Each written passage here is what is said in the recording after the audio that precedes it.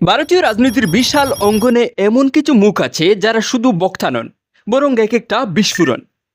ঠিক এমনই এক নাম আসাদুদ্দিন ওয়াইসি, একজন অভিজ্ঞ প্রখর স্পষ্টবাদী মুসলিম নেতা তথা যে কোনো অন্যায় অবিচার, নির্যাতন, বিশেষ করে সংখ্যালঘু নিপীড়নের বিরুদ্ধে আওয়াজ তোলা ভারতীয় মুসলিমদের এক পরিচিত ফেস।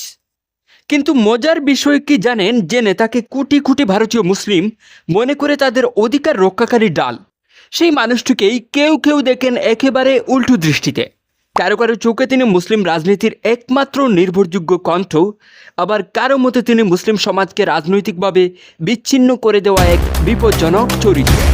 এমনকি কারো কারো অভিযোগ ওয়াইসি নাকি বিজেপিরই পরোক্ষ সুবিধাভোগী।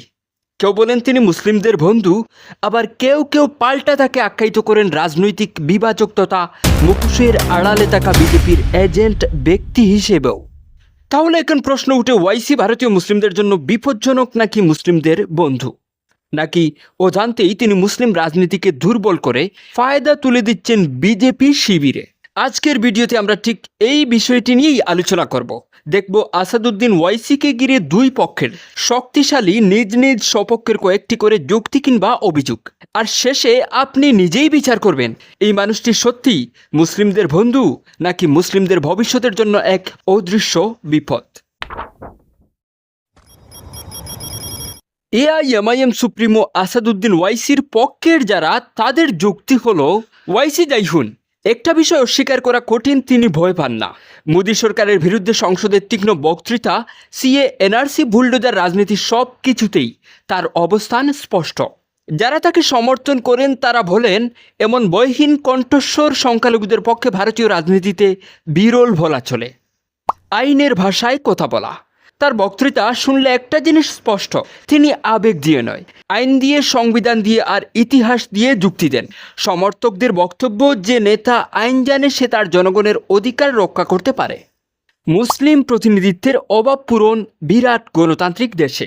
মুসলিমদের প্রতিনিধিত্ব সংসদে চোখে পড়ার মতো কমছে। সমর্থকদের দাবি, ওয়াইসি অন্তত সেই শূন্যস্থান পূরণ করতে দাঁড়িয়েছেন যে বয় ধিদা চুপ থাকা দেখা যায় অন্য অনেক নেতার মধ্যে। ওয়াইসির মধ্যে তা নেই। তাদের ভাষায়, কেউ তো আছে ওপেনলি কথা বলার।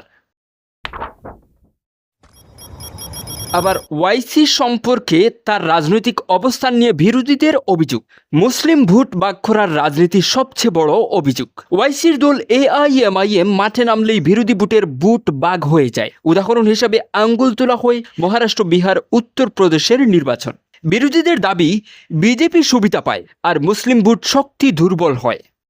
মেরুকরণ বাড়ে কিছু বিশ্লেষকের মতে। ওয়াইসি যত বেশি মুসলিম পরিচয়কে সামনে নিয়ে কথা বলেন, ততটাই হিন্দু মুসলিম মেরুকরণ বাড়ে। তাদের ভাষায়, ওয়াইসি বলেন মুসলিম পরিচয়, বিজেপি বলে হিন্দু পরিচয়, আর মাঝখানে সাধারণ মানুষ আটকে যায়। বাস্তব বদলানোর চেয়ে প্রতীক নিয়ে রাজনীতি।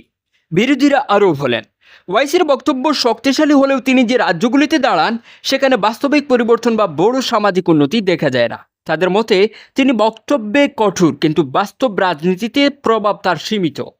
এখন আমরাই দাঁড়াই মাঝের জায়গায়। ওয়াইসির সমর্থকেরা তাকে দেখেন একজন প্রতিরোধকারী নেতা হিসাবে, আর তার সমালোচকরা দেখেন একজন বিভাজক হিসাবেই। কিন্তু এখানে এক বড় প্রশ্ন রয়েছে, ওয়াইসি কি সত্যিই বিভাজন তৈরি করেন, নাকি সমাজে যে বিভাজন তৈরি হয়ে গেছে তিনি শুধু তার উচ্চারণ? আরও গভীর প্রশ্ন, একজন সংখ্যালঘু নেতা কি নিজের ধর্ম নিয়ে কথা বললেই বিভাজক, নাকি সেটাও গণতন্ত্রের একটা অধিকার? প্রতিটি প্রশ্নের উত্তর আছে, কিন্তু উত্তরগুলো সবার কাছে এক হয় না।